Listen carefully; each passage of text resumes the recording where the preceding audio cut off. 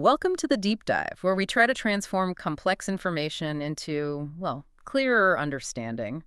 Today, we're plunging into a story that it starts with something really joyful, a honeymoon, but then quickly descends into a pretty chilling mystery, one that's still unfolding.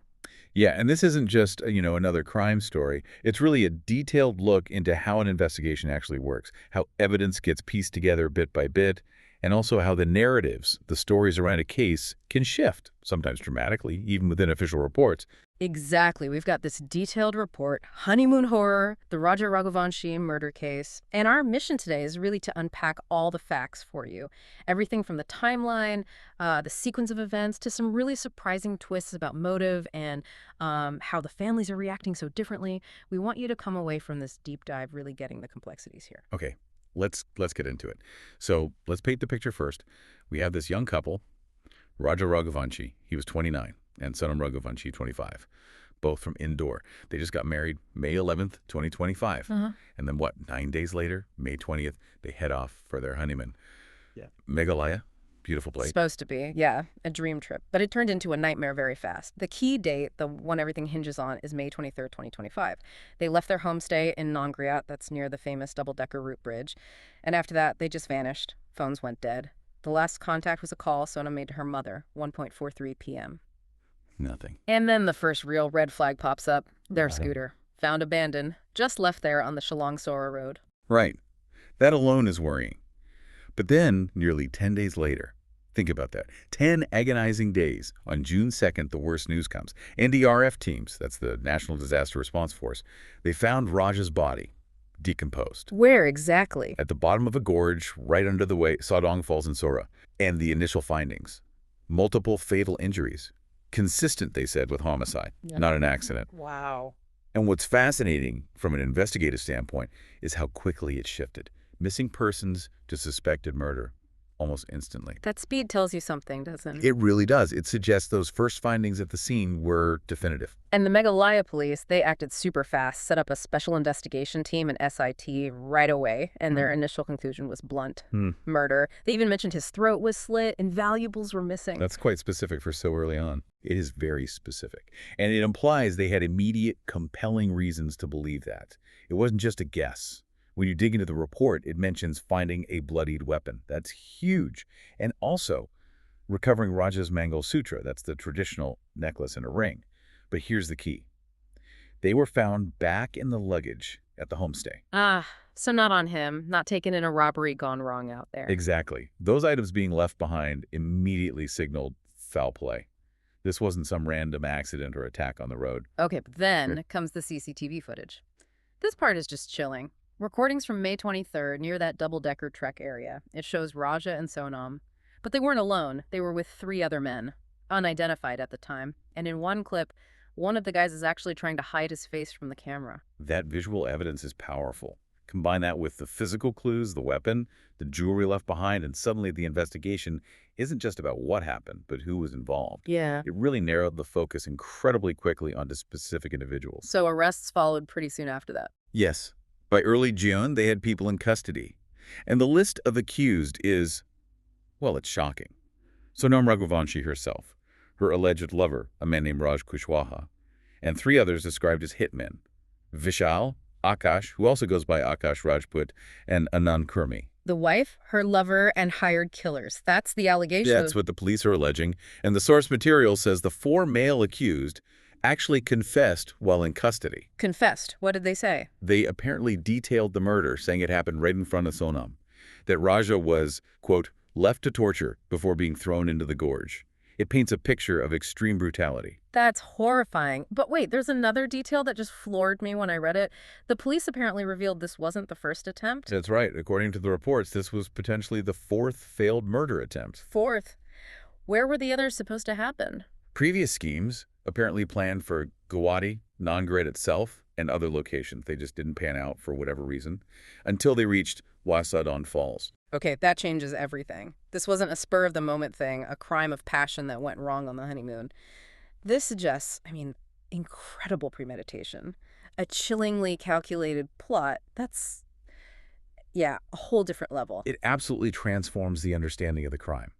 It points towards sustained intent, a determined effort over time, not an impulsive act at all. So if it was that planned, the motive becomes even more critical. What was driving this, according to the investigation? Well, this is where things get complicated, and the narrative shifts.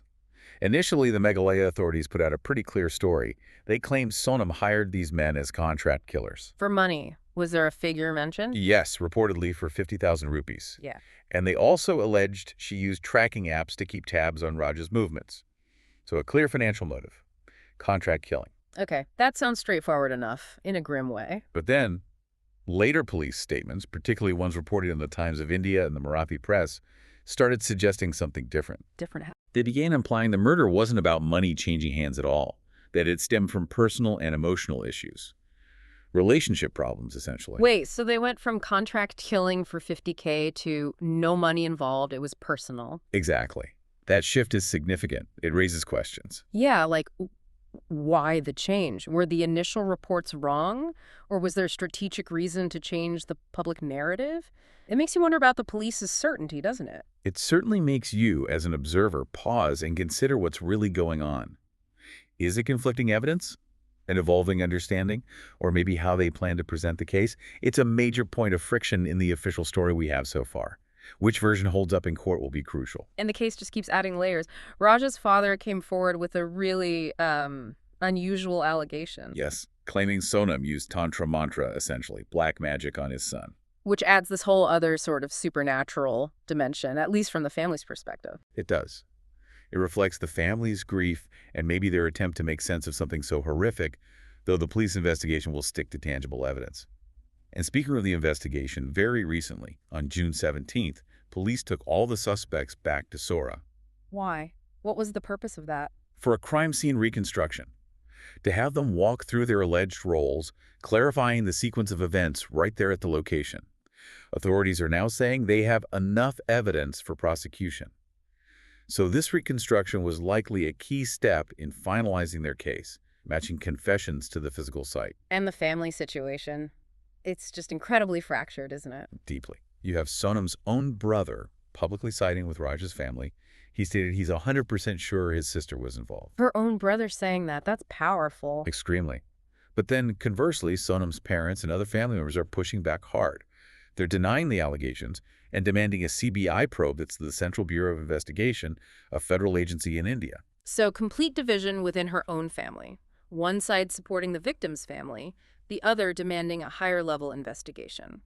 It highlights the intense emotional conflict and the very different perspectives surrounding Sonam's alleged involvement. Okay, before we look at what's next, let's just quickly crystallize the main points, the absolute core facts as they stand right now. All right. Key things to hold on to.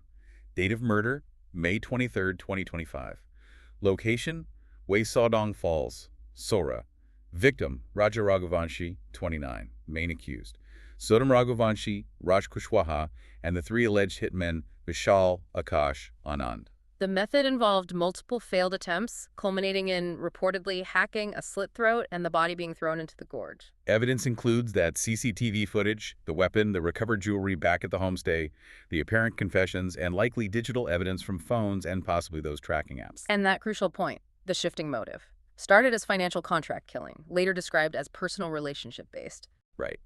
And ongoing action includes that recent crime scene reconstruction, the SIT investigation continuing, and criminal charges filed. Okay, so that's the situation now. What happens next legally? Well, formal charges of conspiracy and murder have been filed. We expect the full charge sheet soon.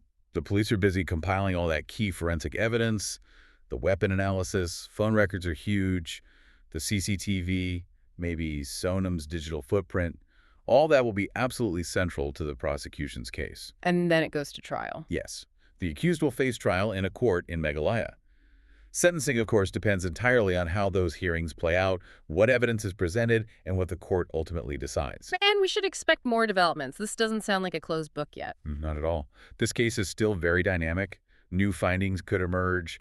Narratives might shift again as it moves through the legal process. It's definitely one to keep watching. So we've just walked through a really complex and, frankly, tragic story.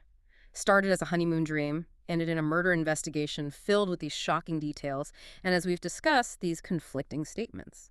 Yeah, what really stands out is just how many layers there are in a major criminal investigation, and how even the official story can change, can evolve as more information comes out, or perhaps as different angles are emphasized. We've gone from contract killing allegations to personal motives, even these claims of black magic, all happening while the families involved are completely torn apart over what they believe is the truth. The human element, the family divisions are incredibly stark here. Absolutely. So here's something to think about as this case does move towards trial. In a case this intricate, with so many twists and turns, what does it actually take to uncover the complete truth? And maybe more importantly for us as people trying to stay informed, how do you balance that seemingly contradictory information? You have official police statements changing and then these deeply emotional, conflicting claims from the families. It's definitely something to ponder as this legal journey continues.